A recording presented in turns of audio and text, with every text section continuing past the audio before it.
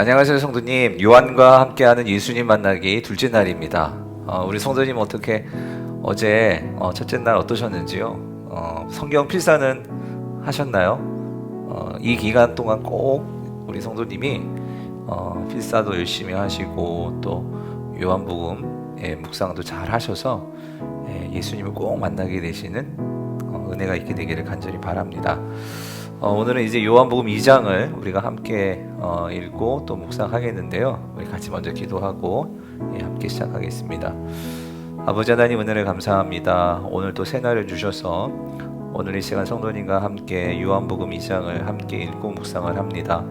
주님께서 우리에게 마음에 그 빛을 비춰주셔서 주님의 그 모습, 또 2장에서 보이는 예수님의 모습들을 우리가 잘 깨달아 알 수 있도록 주님께서 은혜를 더하여 주시옵소서.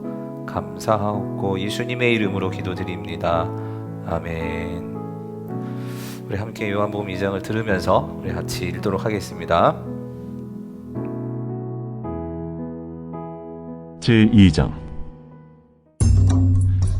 사흘째 되던 날, 갈릴리 가나에 혼례가 있어 예수의 어머니도 거기 계시고 예수와 그 제자들도 혼례 청함을 받았더니 포도주가 떨어진지라.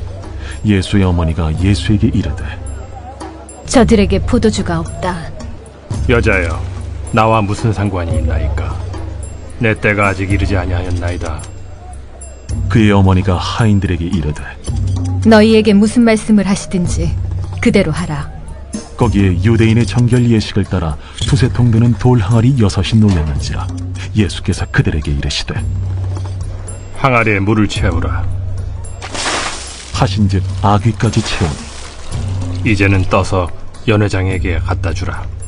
하심에 갖다 주었더니 연회장은 물로 된 포도주를 맛보고도 어디서 났는지 알지 못하되 물떠온 하인들은 알더라. 연회장이 신랑을 불러 말하되, 사람마다 먼저 좋은 포도주를 내고 취한 후에 낮은 것을 내거늘 그대는 지금까지 좋은 포도주를 두었도다. 예수께서 이 첫 표적을 갈릴리 가나에서 행하여 그의 영광을 나타내시며 제자들이 그를 믿으니라. 그 후에 예수께서 그 어머니와 형제들과 제자들과 함께 가버나움으로 내려가셨으나 거기에 여러 날 계시지는 아니하시니라.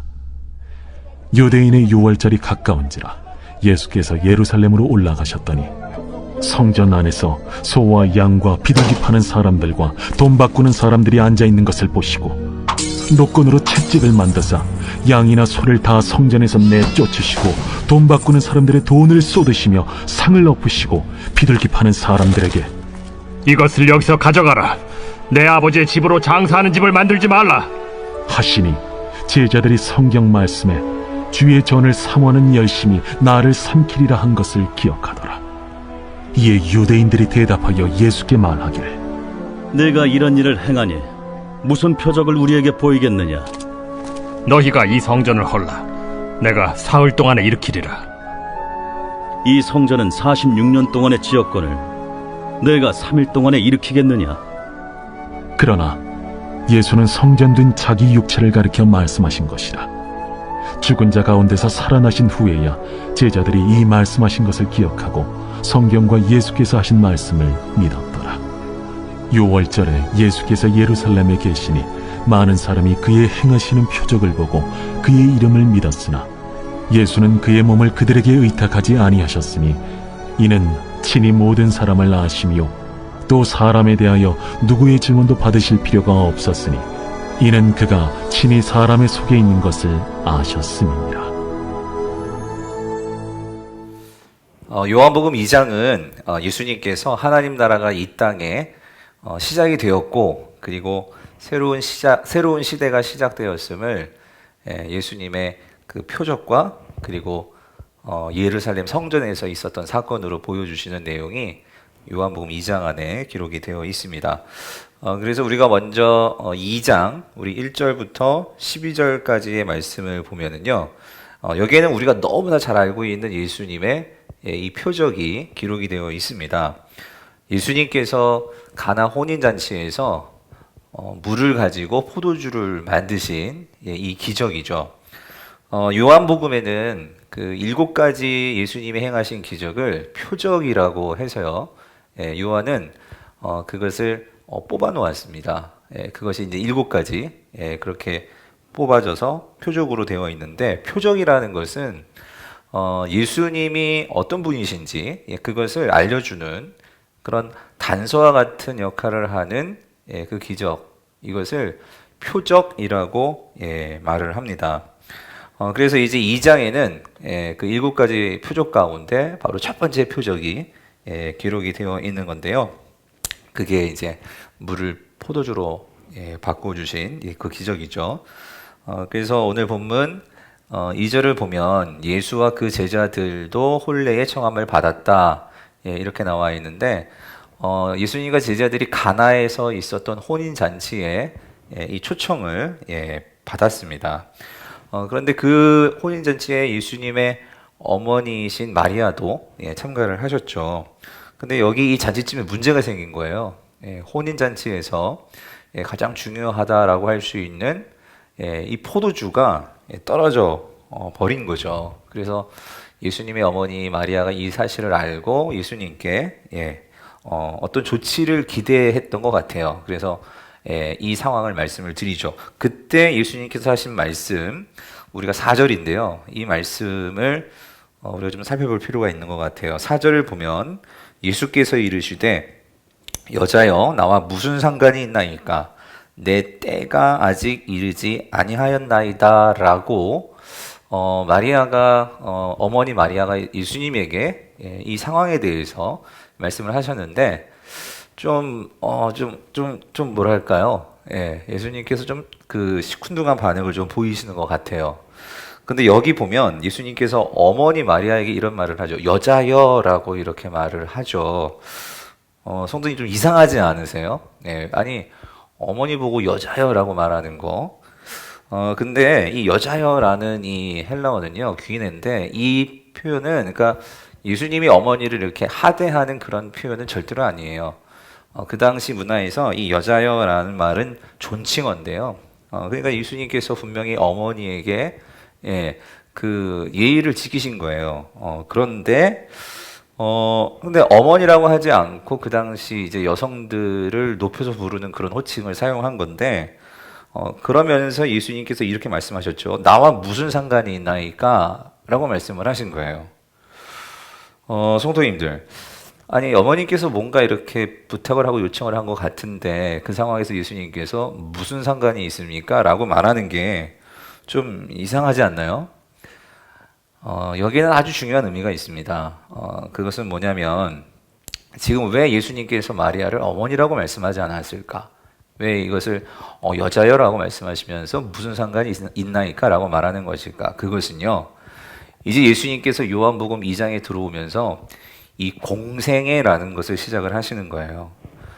그래서 지금까지 예수님과 어머니 마리아의 관계는 이 가족의 관계였고, 어떤 사적인 어떤 그런 모습이었다면, 이제부터 예수님은 하나님의 사명을 이루셔야 하는 그 공생애를 시작하면서, 예수님의 사명은 어머니인 마리아를 포함해서 이제는 모든 사람들을 구원해야 하는, 즉 하나님의 이 구원 사명을 감당해야 하는 그 사명자로서 이제 서신 것이죠. 그런 부분에서 여자여 나와 무슨 상관이 있나이까 하는 이 말은 예수님의 이 공생애의 시작의 선포라고도 할 수 있는 그런 말씀으로 우리가 이해해야 하는 부분입니다. 그러면서 예수님께서 이렇게 말씀하시죠. 내 때가 아직 이르지 아니하였나이다. 성도님, 여기서 예수님이 말씀하시는 이 의미는 뭘까요? 여기서 이 때라는 것은 뭘까요? 요한복음에서 이제 성도님과 제가 이제 요한복음을 읽어가면서 이런 표현들을 우리가 잘 이제 눈여겨 보아 두셔야 돼요. 이 때라는 표현, 예수님에게 있어서 요한복음에서 때를 이루시는 그 장면이 나옵니다. 예수님의 그 때가 완성되고 그 때를 이루시는 그 때가 언제냐면, 예수님이 지금 염두에 두고 계시는 내 때란 이제 앞으로 십자가에 달려 죽으시는 바로 그 때가 예수님의 때라는 거예요. 즉 예수님께서 십자가에 달려 죽으시면서 마지막에 이 말씀하시죠. 다 이루었다. 이 말씀을 하시는 바로 그때가 예수님이 이제 이르시게 되는 궁극적인 때라는 거예요. 그래서 우리가 어제 요한복음 1장 51절을 보았죠. 1장 51절에서 하늘과 이 땅에 인자가 세워지면서 하늘과 땅으로 오르락 내리락 하나님의 사자들이 하게 되는 것을 예수님께서 말씀하셨죠. 이것을 너희들이 보게 될 것이다. 이게 바로 그때인데, 즉 다시 말하면 예수님의 십자가를 통한 이 하늘과 땅이 완전하게 연결되는 바로 이때가 예수님에게는 가장 영광스러운 때이고, 예수님은 이제 앞으로 그 때를 위해서 살아가게 되신다는 거예요. 그래서 성도님, 이 4절을 우리가 좀 깊이 묵상하면서 여러 성도님이 또 필사도 하시고 좀 기도해 보시는 시간을 가졌으면 좋겠는데요. 예수님은요, 철저하게 자기 자신의 개인의 어떤 사적인 삶, 어떤 사적인 어떤 시간, 영광, 이것을 위해서 사신 분이 아니라 전적으로 하나님의 뜻과 하나님의 계획에 맞춰서 오늘 저와 우리 성도님을 위해서 이 땅을 살아가셨던 분이 바로 예수님이시라는 거예요. 자, 이렇게 예수님께서 어머니에게 말씀을 하시는데, 하지만 그렇다고 예수님께서 그 어머니의 요청을 완전히 무시하지는 않으셨어요. 포도주가 떨어진 이 혼인잔치의 이 상황을 아시고 예수님은 이 문제를 해결해 주시죠. 그러면서 6절을 보세요. 6절에 예수님께서 이렇게 하인들에게 말씀을 하시는데, 하시기 전에, 자, 6절에 보니까 거기에 유대인의 정결 예식을 따라 두세 통 드는 돌 항아리 6이 놓였는지라 라고 나와요. 그래서 예수님은 이제 하인들에게 그 6개, 그 돌 항아리에 이제 물을 부으라 하고 이제 그 물이 포도주가 되죠. 근데 여기서 중요한 것은 이 항아리가 어떤 항아리냐, 이게 중요해요. 이 항아리가 여기에서 어떤 항아리래요? 유대인의 정결 예식을 위해서 사용되는 항아리라는 거예요. 그런데 그 유대인의 이 유대교에서 그 정결 예식을 위해서 사용하는 그 돌 항아리에 물을 부었는데, 그 항아리에서 나온 물이 뭐가 되었죠? 포도주가 되었다는 거예요. 성도님들, 이것은 앞으로 예수님께서 이제 요한복음을 이제 진행해 나아가면서 예수님의 사역에서 아주 중요한 예수님의 사역의 특징을 보여줘요. 그건 뭐냐면, 예수님은 이 땅에 왜 오셨느냐? 이 낡은 유대교의 그 체계 속에서 하나님의 새로운 일을 새 창조하시고 새롭게 하시는 그 분이심을 우리에게 보여준다는 거예요. 예수님은 완전히 새롭게 이스라엘을 변화시키시고 세상을 바꾸실 수 있는 그 분이심을 예수님은 보여주시는 거죠. 그래서 여기 물이 변하여서 포도주가 되었다. 특별히 유대 항아리에서 나온, 유대교의 그 정결 예식의 항아리에서 나온 그 물이 가장 최상급 포도주가 되었다 하는 것은 우리에게 뭘 말해주냐면, 예수님은 지금도 우리 삶 속에서 어떤 면에서는 낡고 어떤 면에서는 전혀 바뀔 수 없을 것 같은 그러한 상태를 바꾸실 수 있는 그 분이 예수님이시라는 거죠. 그래서 오늘 이 첫 번째 표적을 우리가 여러분들이 다시 읽고 필사를 하시면서 그렇게 기도하셨으면 좋겠어요. 어떤 면에서 정말 바뀔 것 같지 않은 나의 어떤 그런 모습들, 우리의 상황들, 그것들을 분명 예수님은 바꾸실 수 있다 하는 것을 생각하시면서 기도하시면서 필사하시길 꼭 바라요. 자, 그리고 나서 이제 오늘 우리 13절부터 보면은요, 우리 13절부터 이제 마지막 절까지의 가장 중요한 내용은 예수님께서 예루살렘 성전에 가셔서 성전을 정결케 하시는 그 이야기가 담겨 있어요. 예수님 당시 성전은 유대교의 가장 중요한 핵심이었죠. 그리고 그 성전은 하나님을 만나는 장소가 성전이 바로 그 성전이어야 하는 거죠.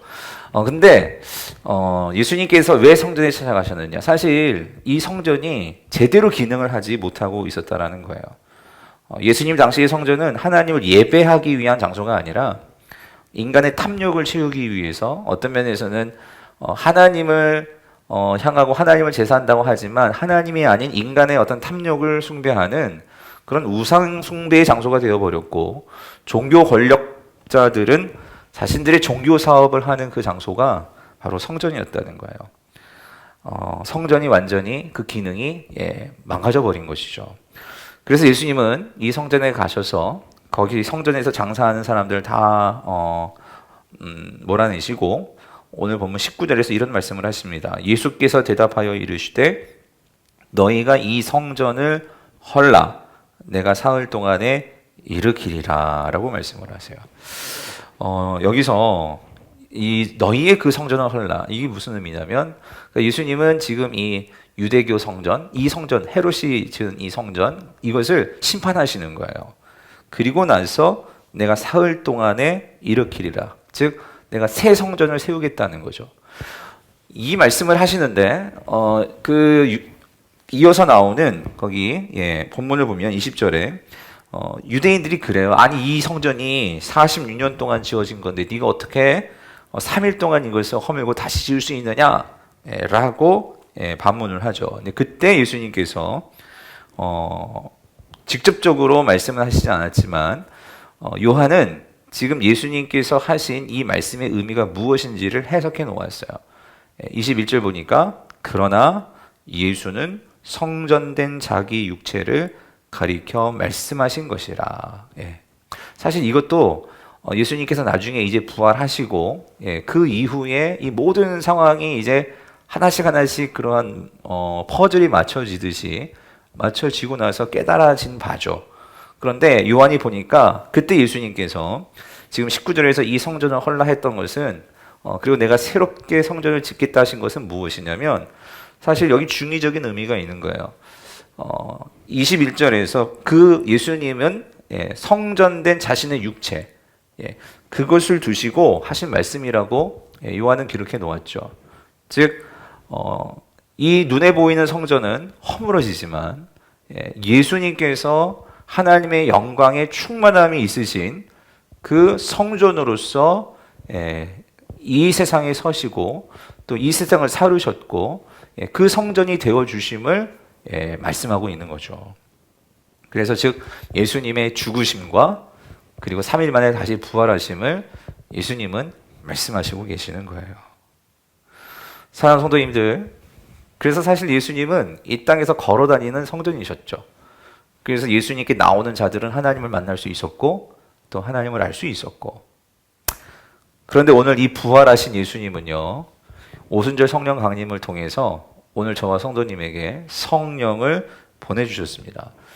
그리고 예수님은 지금은 하늘에 계시죠. 그러면 이 땅에는 어떤 성전이 있을까요? 오늘 이 성령이 우리 안에 오셔서 오늘 그 성령을 모시고 있는 저와 성도님이 성전이 되게 하셨다는 거예요. 즉 이제는 예수님의 몸된 우리가 이 땅의 성전이 되어서 하나님을 모시고 하나님의 영광을 나타내는 그런 존재로 하나님, 예수님은 우리를 그렇게 삼으셨다는 거예요.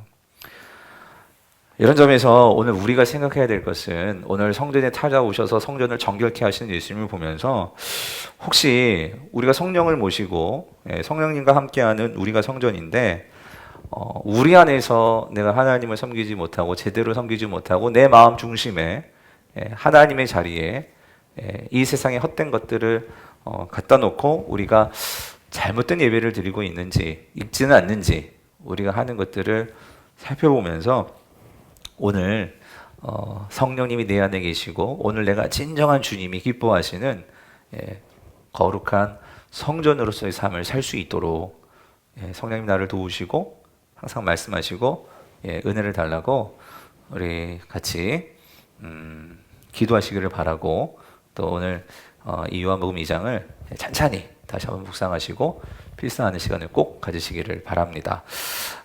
이후로 제가 여러분 나를 위한 기도 제목 3가지 드릴 거고요.